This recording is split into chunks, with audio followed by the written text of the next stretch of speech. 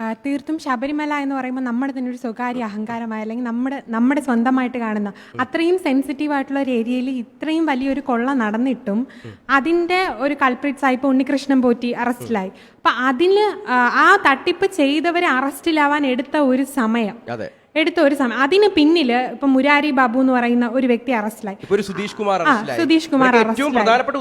പ്രധാനപ്പെട്ട. പക്ഷെ ഇവർക്ക് പിന്നിലും ആൾക്കാരുണ്ട്. ഇതൊന്നും പുറത്തു വരുന്നില്ല. മാത്രമല്ല ഇവർക്ക് കിട്ടുന്ന ഈ സമയം, തെളിവ് നശിപ്പിക്കാൻ കിട്ടുന്ന സമയം, അവർക്ക് കൊടുക്കുന്ന സപ്പോർട്ട്, ഒരു സാധാരണക്കാരനാണ് ഇത് ചെയ്തതെങ്കിൽ എപ്പോഴേ റിമാൻഡിലായി അതിന്റെ കേസും കാര്യങ്ങളും നടന്നു തുടങ്ങിയേനെ.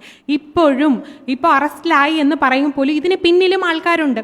ഇവരെ പ്രൊട്ടക്ട്, ഒരിക്കലും ഇത്രയും സെൻസിറ്റീവ് ആയിട്ടുള്ള ഏരിയയിൽ 4-5 പേര് ചേർന്ന് ഇത്രയും വലിയ കൊള്ള നടത്താൻ പറ്റും എന്നുള്ളതൊരു പൊട്ട ചിന്ത തന്നെയാണ്. അതിന് പിന്നിൽ ഇനിയും ആൾക്കാരുണ്ട്, അവരെ സംരക്ഷിക്കുന്നവരും ഉണ്ട്. ഈ പറയുന്ന ഭരണാധികാരികളിൽ പലരും അവരെ സംരക്ഷിക്കുന്നുണ്ട് എന്നത് അരിയാഹാരം കഴിക്കുന്ന അവർക്ക് മനസ്സിലാവാൻ പറ്റുന്ന ഒരു കാര്യമാണ്. ഇത് അറിയുന്നുണ്ട്, ഇത് നേരത്തെ അറിഞ്ഞിട്ടുണ്ട്. ഇങ്ങനെ എടുത്തതും വിൽക്കുന്നതും ഇതൊക്കെ അറിയുന്നുണ്ട്.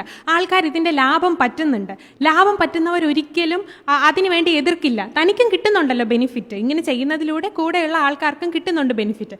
ഇത് ചെയ്തു പോട്ടേ എന്നേ ഉള്ളൂ. അവസാനം പിടിക്കപ്പെടുമ്പോൾ അതിൽ കുറച്ച് പേരെ സംരക്ഷിച്ച് നിർത്തേണ്ടത് ചിലരുടെ ഉത്തരവാദിത്വമാവുന്നു. കാരണം അവർ കാരണമാണ് നമ്മൾ രക്ഷപ്പെട്ട് ഇത്രയും കാലം പോകുന്നത്. അതായത് നിങ്ങൾ വിചാരിക്കുന്നത് ഇപ്പൊ അറസ്റ്റിലായിട്ടുള്ള ഈ 2-3 അല്ലെങ്കിൽ 4 പേരെന്ന് പറയുന്നത് ചെറിയ മീനുകളാണ്. അതെ, വമ്പൻ സ്രാവുകൾ ഇതിന് പിന്നിലുണ്ട്.